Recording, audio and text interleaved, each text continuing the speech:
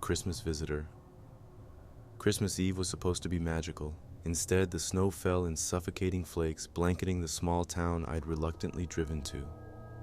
My mother's pleading voice had worn me down, convincing me to visit despite my hesitation. Their house stood at the end of a narrow driveway, surrounded by skeletal trees swaying in the wind. As I stepped out of my car, the bitter cold cut through my coat. The faint scent of pine and wood smoke mingled with the icy air. The porch light flickered weakly. I knocked on the door. "Mom? Dad?" I called, trying the handle. It creaked open. The house was dim except for the soft glow of the Christmas tree in the living room. The warmth inside was stifling, carrying an odd metallic tang that made my stomach twist. "Mom? Dad?" I called again, setting my bag down. The air felt heavy. Something was wrong. The tree stood proudly, its twinkling lights casting eerie shadows. A plate of cookies sat untouched on the coffee table. Everything was too perfect. Then, from upstairs, came a faint creak. I froze. "Mom?" My voice barely carried over the sound of my thundering heartbeat. Slowly, I climbed the stairs, each step creaking under my weight. At the top, I found the hallway empty. The air was colder, the sour metallic smell stronger. My parents' room was neat, untouched, but just outside their door, a single muddy footprint led to the attic door, which was slightly ajar. "Mom? Dad?" I whispered. No response. Ignoring the dread clawing at me, I reached for the dangling string. The attic ladder unfolded with a groan, and icy air rushed down, carrying a foul, decaying stench. I hesitated, then climbed.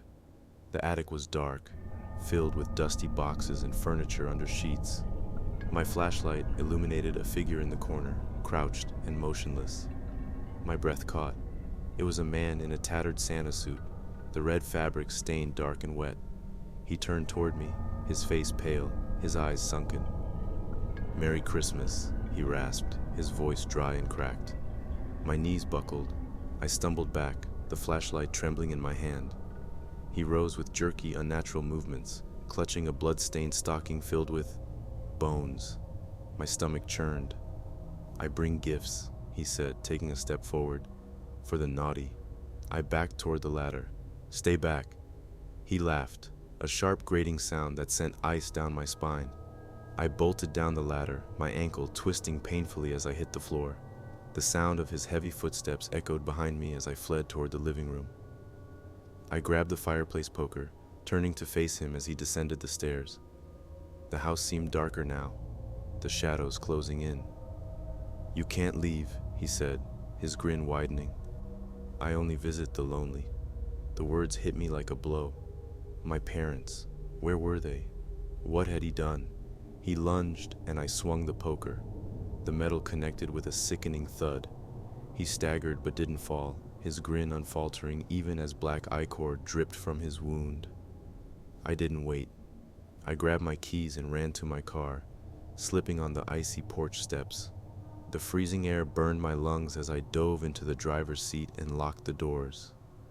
The engine roared to life, and I sped down the driveway. In the rearview mirror, he stood at the edge of the driveway, waving, his grin faintly glowing in the dark. I didn't stop until I reached the nearest gas station. The attendant stared as I stumbled inside, pale and trembling. "You okay?" he asked. "You have no idea," I muttered, collapsing into a chair near the coffee machine. I never went back. My parents were never found, and the police dismissed my story as delusion. But I know what I saw, and every Christmas Eve, I make sure I'm never alone.